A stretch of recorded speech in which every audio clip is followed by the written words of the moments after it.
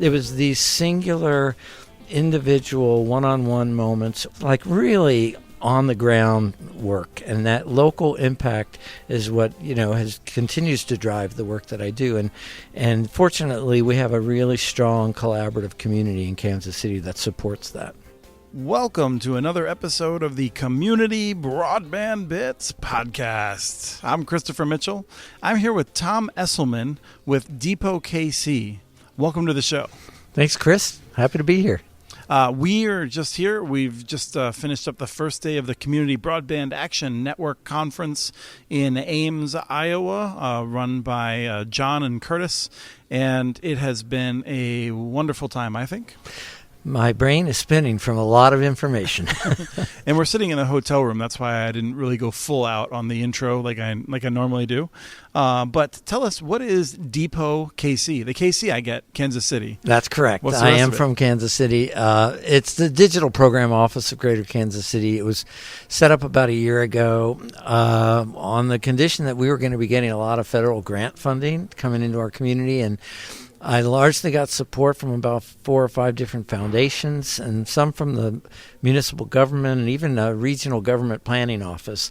They were looking for some neutral party that could kind of help provide assistance to a broad range of nonprofits that were counting on, getting some of that funding to continue to, reinforce some of their efforts in the digital inclusion space. And now with those federal grants unlikely to materialize, it's becoming more just about nonprofit technology support. And I've been in the space for quite a number of years, so I'm able to just kind of connect the dots and help make sure nonprofits who need anything from grants to low-cost computers or IT support, I can kind of help them figure that out. I feel like Kansas City has weathered the kind of roller coaster of funding for digital equity work better than most. And that was one of the things when you were speaking and we were talking a little bit at our table, I wanted to ask you about is that your perception that I feel like Kansas City has pulled together on this more than other places?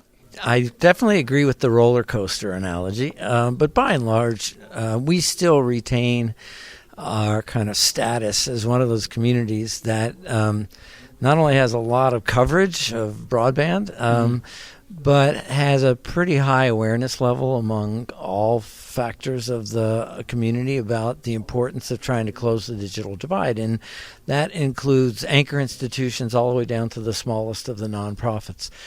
But the funding in particular and the national landscape, if you will, I mean, it started with a bang back in 2012 when Google Fiber kind of picked Kansas City, Kansas, and then right after that, Kansas City, Missouri, as the first cities for gigabit speed broadband.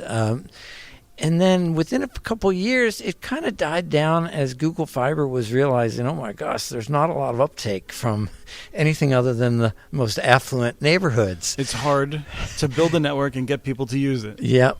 And then Connect Home came about with the Department of Housing and Urban Development, but that was in the waning years of the Obama administration. So it was kind of cool for a year or two, and then that kind of quickly fizzled, and then there's another dull period. And then when COVID hit, I mean, my goodness, we were one of the first communities to get a lot of attention, including one of the FCC grants for,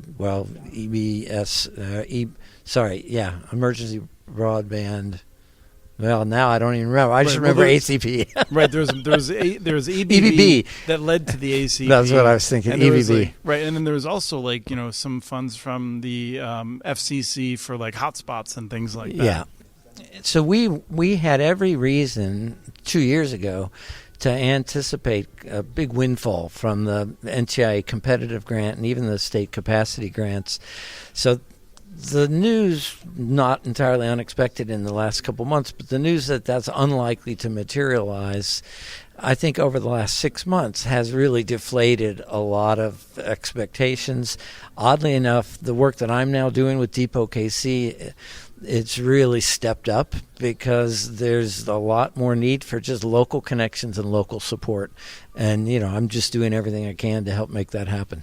Let's talk briefly about the background of Kansas City, because I don't know, it may have been like 8 or 10 years ago. I was speaking with someone. She was working in the mayor's office. You've had a lot of good mayors that have come through Kansas City. It's a city that I feel like has thought about these issues. And we were talking about, I was saying that I think in the St. Paul public schools, there's like 120 languages spoken. In St. Paul, our issues of poverty often are deeply related to strong immigrant communities, Hmong and East African. Somali. Yes. And that seemed like it wasn't the case in Kansas City. It was more of a poverty of people that had long been in the United States. And that was more of the challenge. And so I think it's worth sorting that out because these are different challenges in some ways. Yeah, in fact, Kansas City has done a better job to expose the poverty pockets beyond just the African-American population, which has really gotten the lion's share of the attention. Crime rates have been very high among that population. Yeah, I don't want to minimize that in St. Paul because I feel like our neighborhoods, which were purposefully destroyed by the highways and whatnot, have never recovered. No, I think there's a lot of similarities, actually, with St. Paul. But there are pockets of Kansas City that have an immense amount of kind of multicultural, multinational backgrounds and a lot of poverty among those populations as well.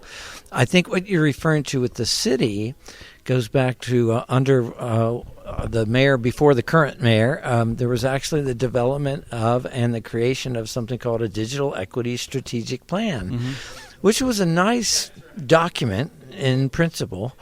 But I think the interesting piece of context that you need to understand, Chris, is Kansas City was the first city to actually formalize this idea of a coalition for digital inclusion. In fact, the NDIA, the National Digital Inclusion Alliance, actually was kind of formed when Angela Seifer was in Kansas City with Carrie Coogan and Crosby Kemper at the Kansas City Public Library. That was kind of the first ever national conference that became the NDIA. And so it put Kansas City in this spotlight, and yet the city of Kansas City, Missouri, the government that created this Digital Equity Strategic Plan, they weren't even really formally members of that coalition. They had a wonderful guy from the city who was on it and still there working hard. Rick Usher, exactly. Great, yeah. And McLean Bryant Macklin, who was the policy director for the city. The two of them wrote that document, but there was never any real strong support from the city. I mean, neither of them was doing this work as anything other than a sidelight. It wasn't part of their jobs. They were just doing it. That's how passionate they were about it. So it kind of it was a great showcase for the kind of dichotomy that existed between this recognition of this city as being this first, gigabit broadband city and everyone caring about it, but not a lot of the strongest players really stepping up and having a seat at the table. It's been a lot of volunteer work by a lot of great organizations. I mentioned the Kansas City Public Library, probably one of the strongest library systems to be leading digital inclusion efforts, but by and large, it's still a slow slog getting the public and private partnerships that are required to really get this thing over the goal line. And I feel like it's just getting that much harder when we thought we had multi-year funding lined up. And as you said, it's hard to imagine that funding being executed now, actually becoming available. There, again, it's happening in pockets. Of course, Sprint, which used to be headquartered in Kansas City and then was taken over by T-Mobile, which now has dual headquarters, one in the state of Washington and one in Kansas City, Missouri. They have now stepped back into the ring. They have a new digital equity grant program, which is nice, but it literally just came out. Applications aren't even due till the end of July of this year. And they were a little bit quiet for the last couple of years, but it was great to see them pop back up. There are other local foundations that, recognizing the federal grants kind of going away, have now stepped up. A big one in particular, the Health Forward Foundation, which has done a great job. But those, unfortunately, seem too episodic still for kind of what we know is a persistent need. And so, again, the work that I feel energized by is to try to make the awareness of those grant programs and the organizations that benefit from it a lot more pervasive so that other funders can step in and we can make this more of a sustainable thing for a long time. Do you think this is something that is going to require a long time to resolve? I mean, I go back and forth on this depending on a variety of factors, but you can imagine a situation in which we had a real strong push and we got devices out there. I'm not really sure what happens after that. Like 4 years after we have a big push for devices, there's likely still deep poverty. And do we need to have another push at that point? Like it's just, what is the longer term of this look if we don't just look at the next 2 years?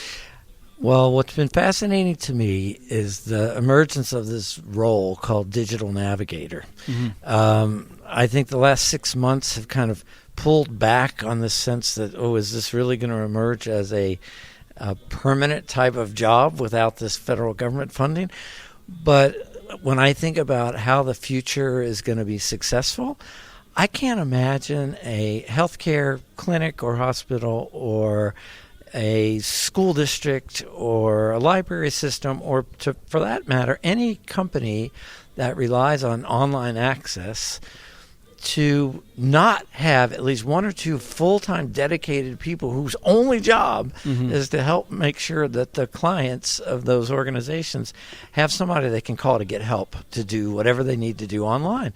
We're not there yet by any stretch, but to me that, just like 50 years ago you could dial 0 and get a person on the as the phone operator. Yes. One ringy dingy.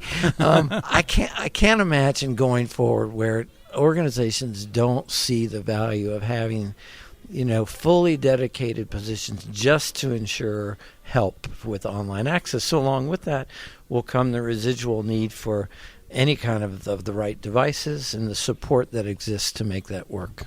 I think you're neglecting the fact that AI is going to solve everything, and we're the only question as to how fast we ended up in the world of WALL-E is how fast we can manufacture those cool scooters. That's humorous, but not altogether outside the realm of possibility. But yeah, that's. And by the way, I have failed to mention probably the most consistent funding partner, for lack of a better term, through all these years, ironically, has been Google Fiber. And this is something that I really wanted to talk to you about because I feel like it's really weird. I mean, the Institute for Local Self-Reliance has deep concerns about Google, Alphabet, the parent company, their control over certain markets, of their power. And yet I feel like I am consistently one of the few people defending what is now called G-Fiber, but Google Fiber, because they have been a good community partner in many cases. And I'm not saying that like they've solved all the problems, but they have done what one would hope to see out of a company that is focused on profit, but nonetheless has always done more than almost every large incumbent in my experience. So I wanted to spend some time and go over this and talk about what has the legacy been there, because I am tired of people just rolling their eyes and rooting against G-Fiber because it's big it's part of an entity that is very big. Well, and I think there's a lot of strategic importance to the way the Google Fiber, now G-Fiber, has been managed by the parent company to allow it to do what it does without necessarily 100% being driven by how much it can drive to the bottom line. I'm a little bit biased in my experience with Google Fiber because when I first started in the space, again, 2015, Google was working with HUD on Connect Home, and I had my little nonprofit called Connecting for Good, and Google Fiber was putting free gigabit to the apartment in 9 housing authority communities, and they weren't getting a lot of, take on.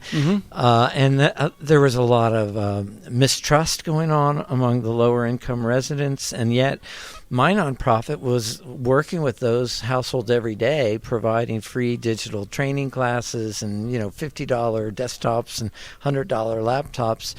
And it was very easy for me to see how Google Fiber thinks about itself in the overall, framework of Alphabet, what we now know as Alphabet. They immediately pivoted and embraced my little nonprofit as one of 3 or 4 key partners that would work with them on every sign-up event, be their kind of trust quotient. That's a term that Rachel Merlo, who's the commercial engagement director, and our longtime supporter, she coined that term. That term seems counterproductive to me. Trust quotient.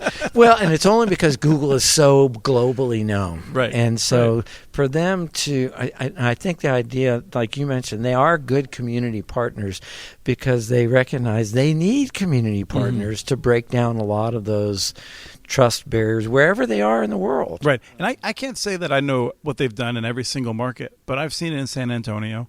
I've seen it in Austin. I've seen it in a number of places where I've done some work.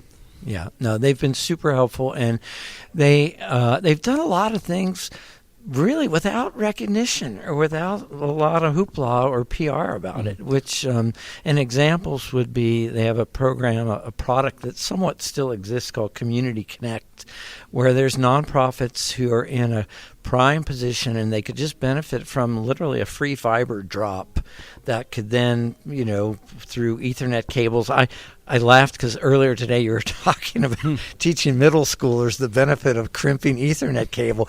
Well, I got to work on a 33-unit apartment building that was funded by the Missouri Department of Housing, and Google Fiber provided a free drop to that property, but I had to terminate the cables into each of the 33 apartments and put access points, and it was so cool, though, because they did that without any fanfare. And it was just another one of the ways that they like to step up and make sure that we as community nonprofits doing this work, we know we've got a trusted partner in Google Fiber. And so I've seen that now as their footprint has expanded outside of Kansas City. In fact, we're here in Ames, which is part of the region that's controlled by this director in the Kansas City area. Now, if we go back, the Community Connect that brought Google Fiber to those public housing units. That was actually, I think, one of the later things in some ways. The first thing was their business model was to charge people, I think, $70 a month for a gigabit, but to make a really low-cost offer. And there also, I think they did not see much uptake in the low-income neighborhoods, right? Yeah, they went out with a $15 program, but it very quickly turned out to be not realistic, given the way, particularly in the last few years since COVID, the speed minimum standards have increased. But I think now, they still have a low-price product. I think their lowest offering now is $25 or $30, and I want to believe that that's 100 symmetrical, if not higher. And it's a very easy tool on their website. You just plug in your address, and they let you know whether they can do it or not. And but they've also been very willing to help, healthcare clinics and low-income housing communities and community centers. And, there's multiple points of access to the product they bring. But I think, Chris, the most telling thing, if you want to bring it back to what's its overall impact in Kansas City, I mean, it wasn't even 5 or 6 years from the launch back in 2012. The whole entire metro area was crawling with fiber. I mean, Spectrum mainly, and a little bit of AT&T getting in the market, and then of course we have T-Mobile on the wireless side, but that used to be Sprint. Comcast is in the outer line areas surrounding Kansas City, but I don't think there's hardly any area of the Kansas City metro area now that doesn't have fiber infrastructure. And that's all because of Google Fiber making that first step and doing all these other, I think, really strong partnering things to just let everyone know that, hey, fiber is it. And they can do a lot of other things in a lot of other markets, but I think they made a huge impact and continue to do so in the Kansas City area. So let's talk more about their role then with the nonprofits. So with you and others, what have you seen in terms of what they've done? What's the legacy of now more than 10 years of Google Fiber in the market? You look for, is it going to be waning? Is it going to be just periodic? I mean, it wasn't even 3 months ago. One of the more decrepit city community centers in an area that is now starting to get attention because it's half a mile away from the new women's professional soccer stadium. They got an upgrade through city funding, and they got free Google Fiber, and they got extra funding for devices, and it's a beautiful learning center and community center thanks to Google Fiber. And they didn't even do it as a solo thing. They went into it with another great local nonprofit called Literacy-KC, which provides a lot of the training. And another nonprofit called Urban Tech, which really works on helping people get, certifications and more job-ready type of skills. So I think the fact that Google Fiber started in Kansas City has maintained a presence and is still doing these kind of nonprofit outreach things. Oh, and incidentally, the individual I referred to, Rachel Merlo, she has been there from day one. She's born and raised in Kansas City. I mean, I think everything they've done in that market speaks to the fact that this is not just a passing commitment they made. It's really, it continues to feel like it's going to be there for many years to come. I hope so. I mean, I do wonder if Google Fiber is sold, how rapidly that could change, unfortunately. I mean, this is, and I don't say that to say that this is on the immediate horizon, but, there is a reason that we're speaking so positively about it. I will say there's a reason that I always have reservations about this because those things can change. That's natural. And, we know just from the recent election how quickly things can change, Indeed. Whether it's business or politics. But I would just want to reiterate that as a corporation that understands its role as part of a profit-generating enterprise, they've gone out of their way to set an example of being a good corporate citizen for the community, and I don't see that changing anytime soon. So let's talk a little bit then about what you've actually seen on the ground working with people. And what's interesting to me is we often talk about digital equity as an internet connection, getting people on to do telehealth and that sort of a thing. You were on a panel, is a wonderful panel, talking about devices, getting devices out there and training out there. And one of your more impactful stories, I would say, didn't even involve the internet, really. It involves mobile texting.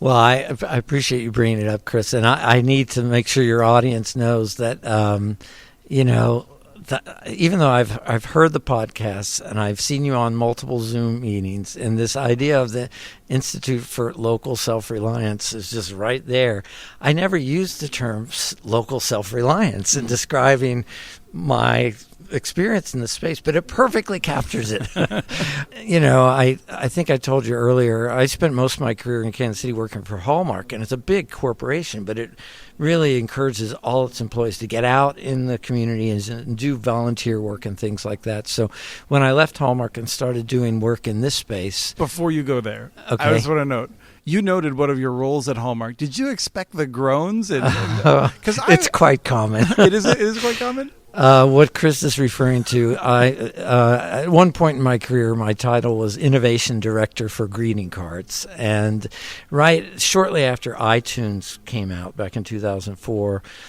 got the inspiration that because of the emotional power of popular songs, if we could just figure out a way to get 15 or 20 seconds of really moving songs into a greeting card, that would be a good way to move the needle. And of course it kind of doubled the average price of greeting cards, so that's why people groaned. But more importantly, it introduced like so say the parents, annoying little characters like Hoops and Yo-Yo and lots of little hamster noises and things that kids loved playing with all the time. I will never forget the joy on my son's face the first time. I think it was from his grandparents. He got a card that played noise when he opened it. Yeah. And he was so happy. Well, the reality is, as I mentioned, the emotional power of a few bars of a favorite song, What a Wonderful World by Louis Armstrong, or I Will Survive by Gloria Gaynor.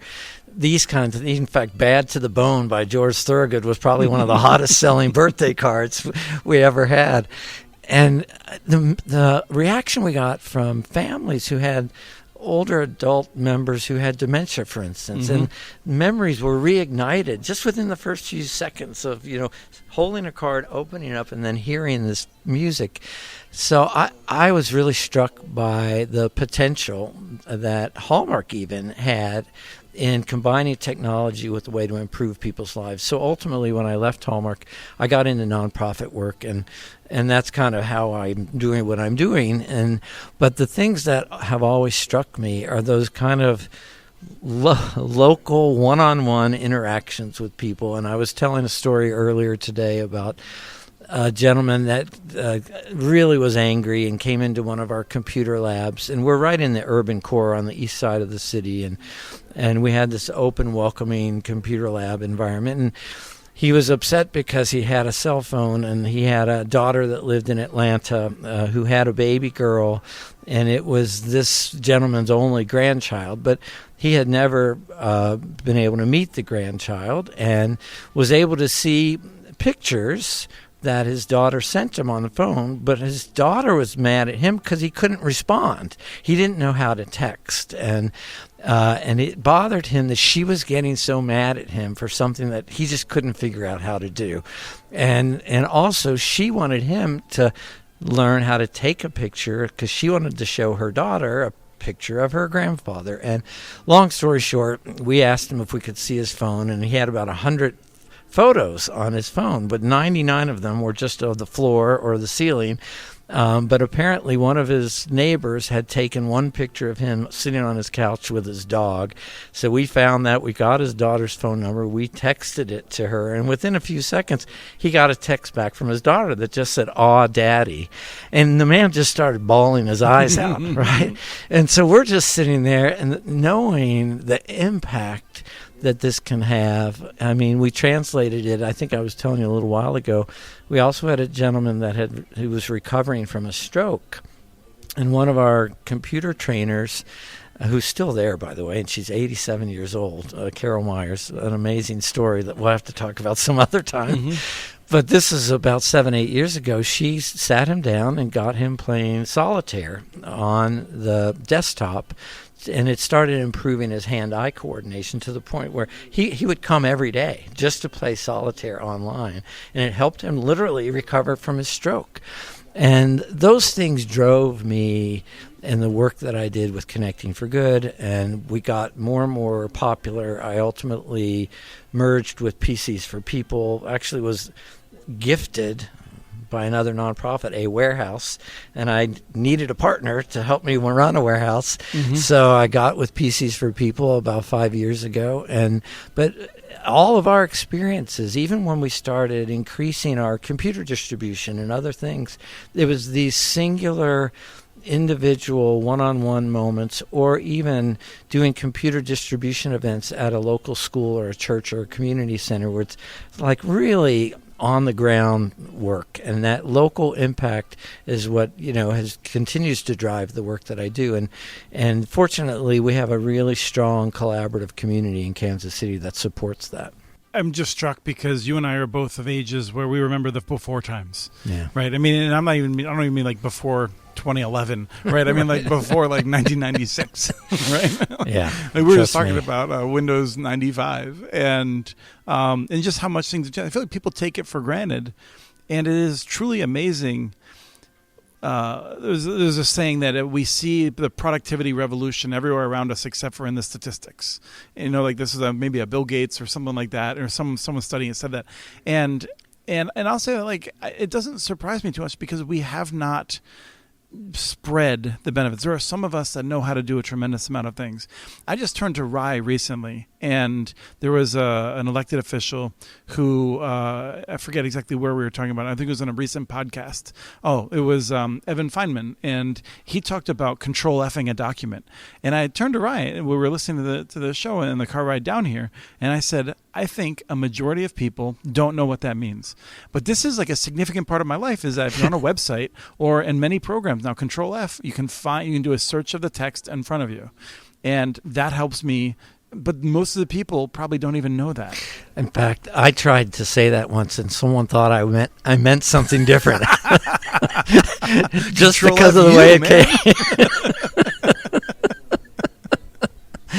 Yeah. No, I couldn't agree with you more. And I think it's a good point because, and I'm not going to say it's of the same level of persistence as poverty and crime and things like that, but my goodness, it's one step forward, two steps back a lot in the communities that we work with. I particularly see it with, older adult communities, and because you always have people going out and people coming in, and it just depends on what their family environment was, what their neighborhood surrounding them, but I just think we have so many challenges, and what's most interesting to me is the disconnect between, services, even policies that dictate services like Social Security or, child care benefits or whatever, relative to the level of digital literacy skills and access of the people that it's intended to help. So we just continue to see the need for ongoing resource support and more, hopefully, younger people that have the heart that it takes to do this kind of work. I know we were talking earlier, this idea of having digital navigators, and we got to hear from one earlier today. And, it's not, you don't have to be a technology whiz. You just have to be a very patient, empathetic person. You don't even have to be extroverted. Right. And that's so true. And the reason I like telling stories like the ones you just heard me share is because hopefully that will draw more people in. And, now we're hearing about the possible demise of AmeriCorps Vistas, and that's where we've got, been fortunate to get a lot of incoming younger talent in this space. But we just got to keep finding ways to kind of socialize the impact of this work and how much it relies on, good-hearted people, but they got to be ones that are driven by these outcomes that really do show that, we're making the world a better place. A lot of your examples have focused on more of the aging adults. And one of the things that came up recently on a podcast with Sasha Meinrath was that there's been I don't know exactly how to phrase this, but we have not done a good job of documenting the economic benefits of bringing more people online. Now, bringing on a 70-year-old person who is retired, it's frankly, there are still benefits, I have no doubt, but it's not really going to be the same benefit as like making sure that like someone who's in the prime of their working years is better able to use. So I'm curious, as we finish up, what are some of the things that you would look for in terms of making the case that this is not just a charity feel-good kind of thing, but is a economically motivated, rational policy? Well, I'm going to give you one example close to home to kind of highlight where I think the opportunities are. So my wife is also a nonprofit leader in Kansas City, and she runs a early learning center called Operation Breakthrough. It's gotten quite a bit of publicity the last couple of years because the Kansas City Chiefs has a player named Travis Kelce. Oh, yeah. And he's it's been, one of his most, dedicated community service organizations that he's worked with. And about 3 years ago, they started a program there that's focused on kids that have gone beyond the 8th grade, called the Ignition Lab. And in fact, my group, Connecting for Good, provided computer equipment and even some IT support for them to start a computer repair and tech lab. And it consistently draws 6 to 8 to 10 high school kids every quarter, and they get high school credit for it. And now they're starting to repair all of the staff computers at Operation Breakthrough, and they have over 200 staff members, teachers and social workers.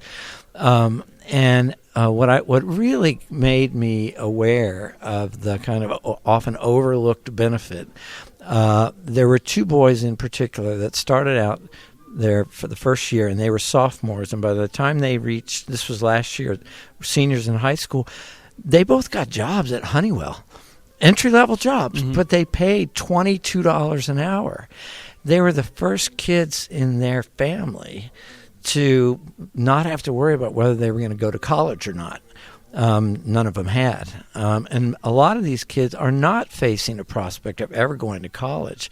But the skills that are being taught and learned, and I think, where the opportunities going forward we're going to see more and more of, is just basic level IT support and computer hardware. I mean, the amount of viable job skills that you can learn. And I know you're going to be spending some time with some middle school kids, again, crimping Ethernet cables, but just the hands-on nature of it.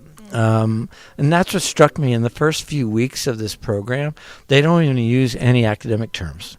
I remember we would just bring them shells of, desktop towers and have them just take them apart and watch very closely and then put them back together. Mm-hmm. And then we would start telling them what the parts are called and what they do. And within 6 or 8 weeks, they were asking to learn more. And so I think if we can capture those kinds of things, not to mention, coding and all the other things that we're seeing that are more advanced, I really do believe that aspect of the kind of job pipeline is going to be like the low-hanging fruit for us to show that we can actually make an impact by focusing on what digital inclusion can bring, to our kind of stabilizing our economy and giving the individuals and the households, some sense of hope for the future. I love the way you laid that out, because that is how my brain works too. I think a lot of people, and there's people that know a lot about how we actually learn things. I'm not one of them, but I think about, I cannot read a travel book about a place I'm going to. I can only read a travel book about a place I have been, because I just don't have a frame of reference. Yeah. And so the fact that you're first taking the computer apart and getting familiar with it, and then later you're getting a sense that, I just feel like a lot of people are like, no, first you're going to sit down and you're going to learn what the names of all these things are. And I'm just sort of like, who cares about the names? The names are just something arbitrary we've assigned. Like the interesting part is not that. And plus, kids like to take stuff apart. Yes. So the challenge of taking it, you can take it apart, but you just have to, the key is you got to put it back together. Yeah. And it's got to still work. And so, you play games with it. And I'll be honest with you, I learned that from my wife, who's an educator. Mm-hmm. And there's just scores of organizations around Kansas City that are doing, like I mentioned, the coding work and the more advanced certification type work. There's a great organization called Perscolis that started in Brooklyn. I think they pronounce it Perscolis. Mm-hmm. And they do a lot of tech training for not just kids, but adults as well. And they're developing a bigger and better track record of placing people into jobs. And I think that type of thing we got to continue to focus on and give a lot more visibility to and more support to. Yeah. Well, it's been wonderful talking with you, Tom. Thank you for taking the time today. Well, thanks, Chris. It's been fun for me. I've been learning about all kinds of things that I never thought I was going to even care about when I started this 8 or 10 years ago. I mean, we were talking about the Universal Service Fund and its impact on E-rate and rural broadband. And here we are in Ames, Iowa, with a lot of broadband providers that care a lot about rural broadband. And yet they're just as interested in hearing the stories that we've been sharing about what happens in the urban landscape and, how things like as simple as devices and digital literacy training, they impact things like take rates and what makes a broadband network successful. So for me, it's been a great experience, and the chance to sit here and chat with you, it's just kind of like icing on the cake. All right, I like to hear that. Thanks again. We have transcripts for this and other podcasts available at communitynets.org/broadbandbits. Email us at podcast@communitynets.org with your ideas for the show. Follow Chris on Blue Sky. His handle is @SportShotChris. Follow CommunityNets.org stories on Blue Sky. The handle's @CommunityNets. Subscribe to this and other podcasts from ILSR, including Building Local Power, Local Energy Rules, and the Composting for Community podcast. You can access them anywhere you get your podcasts. You can catch the latest important research from all of our initiatives if you subscribe to our monthly newsletter at ilsr.org. While you're there, please take a moment to donate. Your support in any amount keeps us going. Thank you to Arnie Huseby for the song Warm Duck Shuffle, licensed through Creative Commons.